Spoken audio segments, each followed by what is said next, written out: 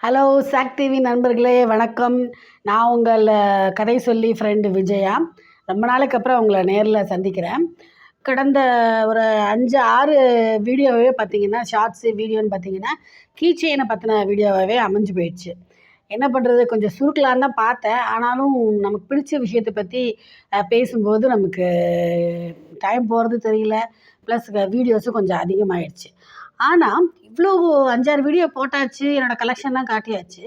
ஆனால் இந்த கீ செயினை பற்றின கதையை சொல்லணுன்னா எப்படி? நம்ம சாக் டிவியோட மெயின் எய்மே வந்து கதைகள் தான் இல்லையா? ஸோ அப்படி நான் வந்து உங்களுக்காக அந்த கதையை சொல்லணுன்றதுக்காக தான் இன்றைக்கி எடுத்துகிட்டு வந்திருக்கேன். இதை படிக்கும்போது எனக்கு அவ்வளோ ஒரு ஆச்சரியம். என்னென்னா, ஒரு சின்ன கீ செயின் தானே அப்படின்னு நம்ம நினைக்கிறோம். ஆனால் இதோட வரலாறை நம்ம தேடி பார்க்கும்போது, இதில் இருந்து அந்த மூட நம்பிக்கை, ஒரு ம ஒரு ஒரு இந்த கடவுள் நம்பிக்கை, ஒரு லக்கி சார்ம் அப்படின்னு நினைக்கிறது, அதிர்ஷ்டம் நினைக்கிறது, அப்புறம் வந்து சென்டிமெண்ட்டு, எமோஷன்ஸு, உலகப் போர்களோட இன்வால்வ்மெண்ட்டு, அப்புறம் கொஞ்சம் நிறவெறி பேதம், நிறைய விஷயங்கள் இந்த கதையில் அடங்கியிருந்தது. எனக்கே ரொம்ப ஆச்சரியமாக இருந்தது. அதனால தான் கதைகள் எப்போவுமே வந்து ரொம்ப ஆச்சரியமானவை, உங்களுக்கு வந்து சந்தோஷத்தை கொடுக்கக்கூடியவை இல்லையா? அதைத்தான் நான் திரும்ப திரும்ப சொல்லிகிட்டு இருக்கேன். ஒரு சின்ன விஷயம்னு நினச்சிட்டு நம்ம தோண்டி பார்த்தோன்னா, அவ்வளோ தகவல்கள், அவ்வளவு ஆச்சரியங்கள் கொட்டி கிடக்குது. அதை இப்போ நீங்கள் கேட்க போகிறீங்க என் வாயால். ஓகேவா? ஆக்சுவலாக அந்த காலத்தில் பார்த்திங்கன்னா, பூட்டு சாவியெல்லாம் இருந்திருக்கு. ஆனால் பெருசாக வந்து கீ செயின் அப்படின்னு சொல்லிட்டு அந்த இப்போ நம்ம யூஸ் பண்ணுறோம் இல்லையா, அந்த மாதிரியான மாடல்கள்லாம் ரொம்ப வருஷமாக கிட்டத்தட்ட ஒரு 19th செஞ்சுரி வரைக்குமே அதெல்லாம் பழக்கத்துக்கோ இல்லை இதுக்கோ வரவே இல்லை, யாரும் கண்டுபிடிக்கல. 18வது நூற்றாண்டில் வந்து நிறைய வந்து மக்கள் வந்து சாவியை வீட்டு சாவி வெளியில் எடுத்துகிட்டு போகிறப்ப பிக் பாக்கெட் அடிச்சிடுறது, அப்புறம் வீட்டை உடச்சிட்டு போய் அந்த சாவியை இது பண்ணி வீட்டில் திறந்து போய் கொள்ளையடிக்கிறது, இந்த மாதிரிலாம் நடந்திருக்கு. அப்போ இல்லைன்னா மக்கள் வந்து சாவியை தொலைச்சிடுறது சகஜமாக நடந்திருக்கு. அப்போ வந்து ஒரு மனிதர், அவர் வந்து மிகப்பெரிய பாடகர், மிகப்பெரிய அறிவாளி, விஞ்ஞானி, நிறைய விஷயங்கள் கண்டுபிடிச்சிருக்காரு. அவர் பேர் வந்து ஃப்ரெட்ரிக் ஜே லவுடின். அவர் வந்து என்னென்னா, ஒரு கீ செயின் ஃபாஸ்ட்னர், அதாவது எப்படின்னா, சாவியை வந்து ஒரு இது மாதிரி அமைப்பு மாதிரி இருக்குது, பூட்டிக்கிட்டு வீட்டை பூட்டிட்டு அந்த சாவியை வந்து அதுக்குள்ளே வச்சு மாட்டிக்கிட்டு பாதுகாப்பாக வச்சுட்டு போயிடலாம்.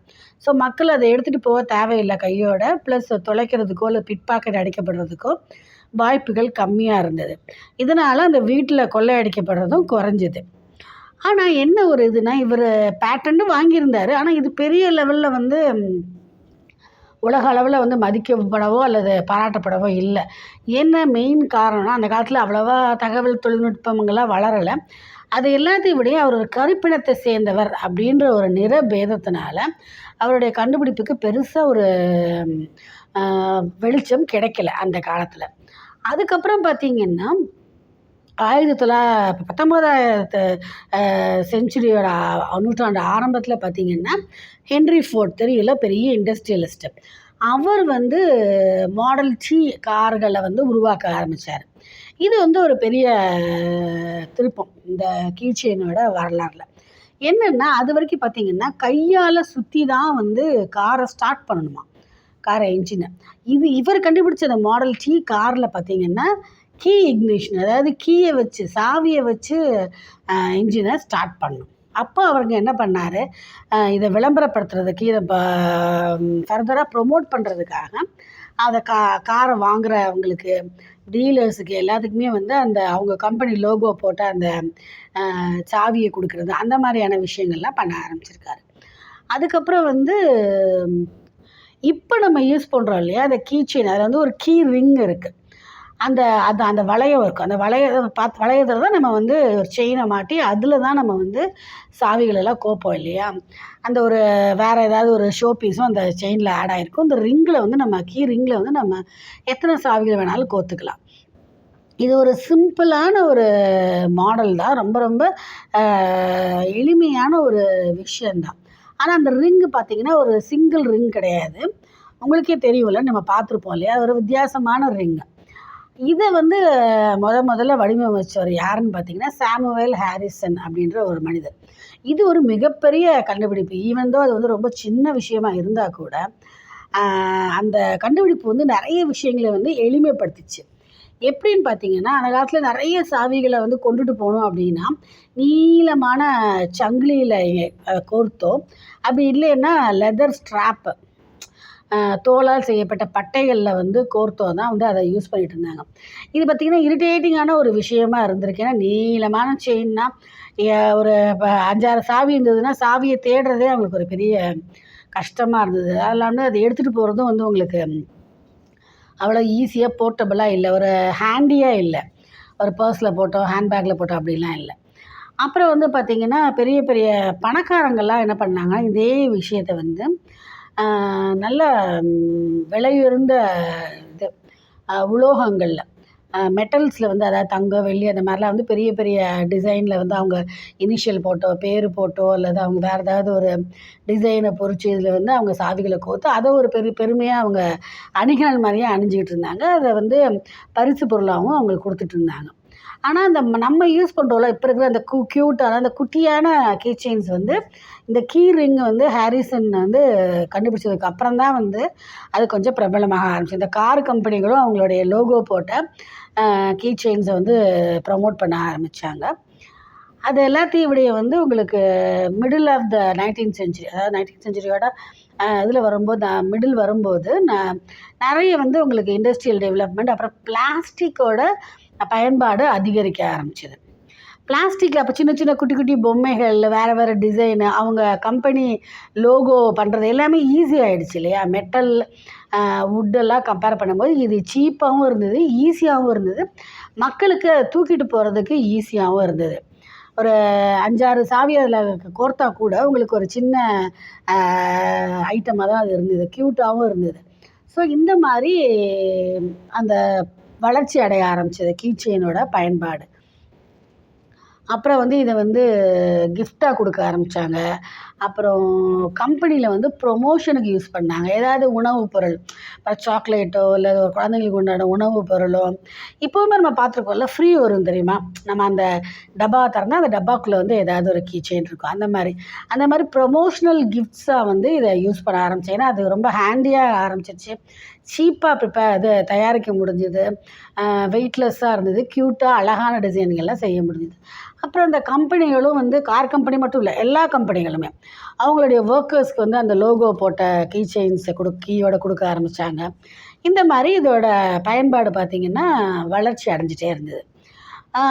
முதல் உலகப் போரில் பார்த்திங்கன்னா எப்படி இதை யூஸ் பண்ணாங்கன்னா, சாவியை கோக்குற மாதிரி யூஸ் பண்ணலை. அவங்க என்ன பண்ணியிருக்காங்கன்னா, ஒரு லக்கி சார்ம் மாதிரி, நமக்கு ராசியாக இருக்கும், நம்ம உயிரை காப்பாற்றுன்ற மாதிரி, நம்ம தாயத்தெல்லாம் கட்டுற மாதிரி கையோடு எடுத்துகிட்டு போயிருக்காங்க. அதுவும் இல்லாமல் அவங்களுடைய பிரியமானவங்களோட ஃபோட்டோஸை வந்து அதோட இணைச்சி அவங்க போரில் அங்கே சண்டை போட்டுட்டு இருக்கும்போது பார்க்கணுன்ற ஏக்கம் வரும்போது அதை பார்த்துப்பாங்க. அந்த மாதிரி பயன்படுத்தியிருக்காங்க. 2ஆம் உலகப் போருக்கு அப்புறம் பார்த்திங்கன்னா, இந்த கீ செயின்ஸோட பரவல் உலகம் ஃபுல்லாக இந்த கீ செயினோட பயன்பாடு, கீ செயினோட பரவல் வந்து அதிகமாக இருக்குது. எப்படின்னா, உலக பொருளாதாரமே ரொம்ப கீழே போய், உலகப் போரால் ரொம்ப கீழே போய் எல்லா பெரிய நாடுகளும் பொருளாதார சிக்கலில் தவிச்சிட்ருக்கும்போது அவங்களுக்கு ரொம்ப ஈஸியான ஒரு வழி என்னென்னா டூரிசம், சுற்றுலாத்துறையை வந்து வளர்க்குறது தான். ஸோ வந்து உலக சுற்றுலா, உள்ளூர் சுற்றுலா எல்லாத்தையுமே அவங்க வந்து பெரிய லெவலில் ப்ரமோட் பண்ண ஆரம்பித்தாங்க. அப்போ அந்த சுற்றுலாவுக்கு வர்ற சுற்றுலாவாசிகள் வந்து பயணிகள் வந்து வாங்கிட்டு போகிற மாதிரி குட்டி குட்டி மினியேச்சர் அந்த கீ செயின்ஸ் பண்ண ஆரம்பிச்சாங்க. இப்போ ஃபார் எக்ஸாம்பிள் நீங்கள் இப்போ கூட வாங்கலாம், ஈஃபில் டவர் போய் பார்த்தீங்கன்னா அங்கே உள்ள அந்த மினியேச்சர் டவர் மாதிரியே நமக்கு கிடைக்கும், கீ செயின்ஸாக கிடைக்கும். அப்புறம் வந்து ஹாலண்ட் போனீங்கன்னா அந்த உடன் ஷூஸு, அப்புறம் நம்ம தாஜ்மஹால்கிட்ட போனோம்னா தாஜ்மஹாலே மினியேச்சர் மாடலில் கீ செயினாக கிடைக்கும். ஸோ அந்த மாதிரி எல்லா விதமான அந்த சுற்றுலா தலங்கள், அதில் உள்ள அந்த சுற்றுலா இடங்கள் எல்லாத்தையுமே வந்து அவங்க வந்து ப்ரமோட் பண்ணுறதுக்கு இந்த கீ செயினை வந்து ஒரு பெரிய வழியாக வந்து அவங்க யூஸ் பண்ண ஆரம்பித்தாங்க. அது நல்லாவும் ஒர்க் அவுட் ஆக ஆரம்பிச்சது. நிறைய பேர் அதை வாங்கி வச்ச ஆரம்பித்தாங்க. ரொம்ப அழகாகவும் இருந்தது, ஈஸியாக வந்து காசு கொடுத்து வாங்க முடிஞ்சது.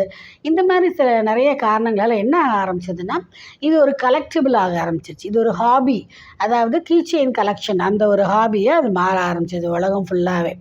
ஸோ நிறைய பேர் வந்து நிறைய விதமான கீ செயின்ஸு, நிறைய எண்ணிக்கையில் கீ செயின்ஸ் எல்லாம் கலெக்ட் பண்ணி இது கின்னஸ் சாதனையெல்லாம் கூட இடம் பெற்றிருக்காங்க.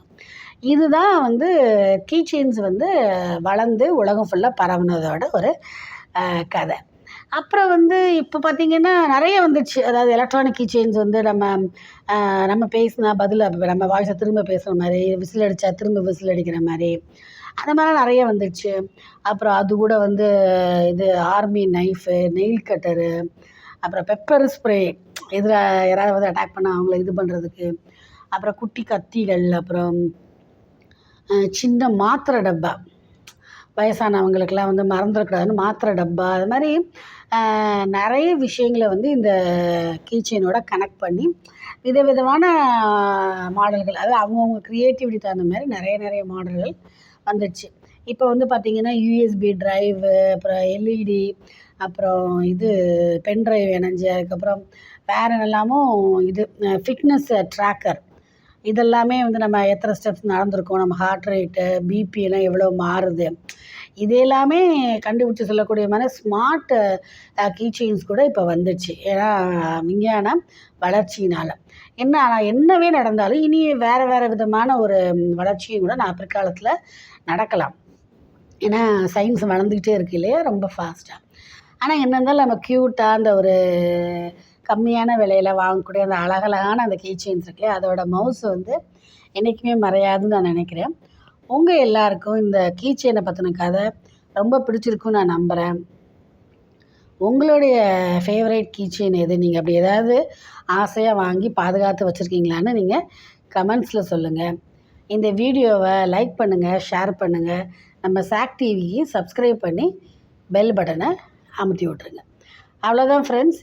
இதுக்கப்புறம் நல்ல ஒரு கண்டென்ட்டோட மிகச்சிறந்த கதைகளோடு வந்து உங்களை நான் சந்திக்கிறேன். அது வரைக்கும் உங்கள்கிட்ட இருந்து விடைபெறுறேன் உங்கள் கதை சொல்லி ஃப்ரெண்ட் விஜயா. வணக்கம்.